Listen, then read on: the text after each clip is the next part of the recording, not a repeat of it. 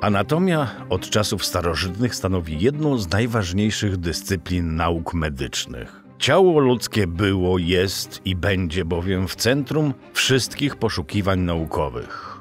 Już kilka tysięcy lat temu w krainie faraonów przeprowadzano mumifikację i poznawano tajniki budowy anatomicznej człowieka. Wiedza ta była jednak nadal powierzchowna.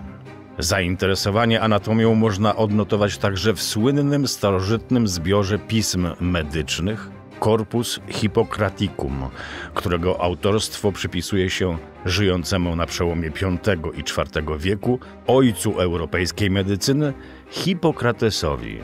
Spośród wszystkich narządów wewnętrznych najdokładniej opisano tam serce z osierdziem, komorami, zastawkami i przedsionkami.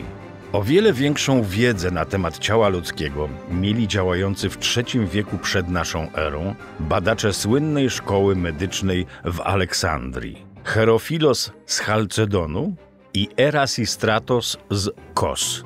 Ci dwaj lekarze regularnie wykonywali sekcje zwłok skazanych na karę śmierci kryminalistów. Herofilos mógł pochwalić się dużą wiedzą na temat budowy m.in. mózgu, trzustki, przewodu pokarmowego oraz oka. Zwrócił także uwagę na związek tętna z uderzeniami serca i różne rodzaje pulsu. Erasistratos natomiast rozróżniał nerwy czuciowe i ruchowe. Jego wnikliwe obserwacje dotyczyły także struktury mózgu, tchawicy oraz serca. Kolejnym starożytnym medykiem, który wniósł ogromny wkład w rozwój anatomii, był Galen, żyjący w II wieku naszej ery. Zwano go lekarzem gladiatorów, pełnił bowiem opiekę medyczną nad walczącymi na śmierć i życie niewolnikami. Dzięki obserwacjom licznych ran był w stanie poznać szczegółowo budowę żył, tętnic, ścięgien oraz nerwów. Pierwszy udowodnił, że tętnice nie zawierają powietrza, lecz wyłącznie krew, oraz że mózg wprawia mięśnie w ruch za pomocą nerwów. W czasach Imperium Rzymskiego wykonywanie sekcji na ludziach było zakazane. Dlatego Galen przeprowadzał je jedynie na zwierzętach i odnosił wyniki badań do ludzi. Niestety oparcie swoich dociekań naukowych na materiale zoomorficznym stało się przyczyną licznych omyłek. Jedno z zaskakujących twierdzeń Galena dotyczyło narządów płciowych kobiety, które uważał za analogiczne do męskich, tylko że umiejscawiał je wewnątrz organizmu. W średniowieczu na wiele wieków nastąpił zastój w rozwoju anatomii. Wpływ na to miały przeszkody natury religijnej, etycznej i estetycznej. Sekcje na ludziach przeprowadzano bardzo rzadko, zabraniał ich bowiem oficjalnie Kościół. Jedyną okazją do poznania tajników ciała ludzkiego była obecność na publicznych torturach, egzekucjach oraz oględziny placów bojów. Schematyczne rysunki anatomiczne, które wówczas powstawały, dowodzą, jak wolno przebiegał postęp w tej dyscyplinie nauk medycznych. Zainteresowanie anatomią wzrosło zdecydowanie w epoce renesansu. Wiązało się to z zauważalnym na każdym kroku kultem ciała ludzkiego. Do rozwoju anatomii przyczynili się też słynni artyści Antonio Palaiuolo, Michał Anioł, a przede wszystkim Leonardo da Vinci, którzy wykonywali w swoich pracowniach początkowo po kryjomu, a potem za oficjalną zgodą władz autopsję szczątków ludzkich. Autor Mony Lizy był także twórcą niezwykle pięknych i dokładnych rysunków anatomicznych.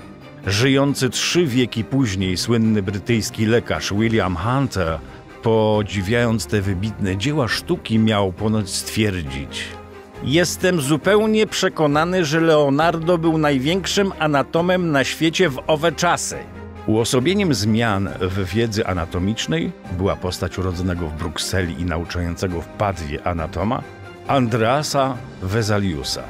W wieku 28 lat ogłosił podczas pobytu w Padwie 7-tomowy traktat pod tytułem De Humani Corporis Fabrica, w którym wykazał blisko 200 błędów w teoriach Galena. Udowodnił na przykład, że mostek człowieka składa się z 3 części, a nie 7, jak wcześniej sądzono, oraz że żuchwa to jednoczęściowy element szkieletu. Jednak ogłoszone przez Vesaliusa wyniki dociekań naukowych również spotkały się z krytyką, a sam autor był prześladowany przez władze kościelne, co zmusiło go ostatecznie do opuszczenia Italii. Główną pracę Vesaliusa, De Humani Corporis Fabrica, przedstawiono na słynnym obrazie Rembrandta pod tytułem Lekcja anatomii doktora Tulpa. Malowidło, zamówione w 1632 roku przez gildię chirurgów, ukazuje sekcję ciała powieszonego tego samego dnia kryminalisty. Co ciekawe, jest ona przeprowadzana niezgodnie ze sztuką lekarską. Każda bowiem autopsja powinna rozpocząć się otwarciem klatki piersiowej i brzucha. Tu zaś przedstawiono badanie anatomii ręki. Członkowie gildii chirurgów, ukazani obok tytułowego doktora Nicolasa Tulpa, płacili prowizję, by znaleźć się na zbiorowym portrecie. XVII stulecie to epoka teatrów anatomicznych. Sekcje stały się nie tylko pokazami akademickimi, lecz także publicznymi spektaklami. Wizytę na nich traktowano jako rozrywkę, której bardzo często towarzyszyły muzyka, a nawet napoje i przekąski. Najstarsze teatry anatomiczne powstały w Padwie i Bolonii, a na północy Europy w Lejdzie oraz Uppsali. Charakteryzowały się schodkowym projektem widowni, bogatymi dekoracjami oraz kolekcjami osobliwości. Do dawnych rozwiązań architektonicznych tego typu wnętrz nawiązuje także aula imienia Ludwika Paszkiewicza w warszawskim gmachu Collegium Anatomicum. Zapraszamy Państwa do obejrzenia ekspozycji w naszym Muzealnym Teatrze Anatomicznym XXI wieku. Zebrane w nim zabytki i informacje nawiązują do dawnej tradycji europejskiej.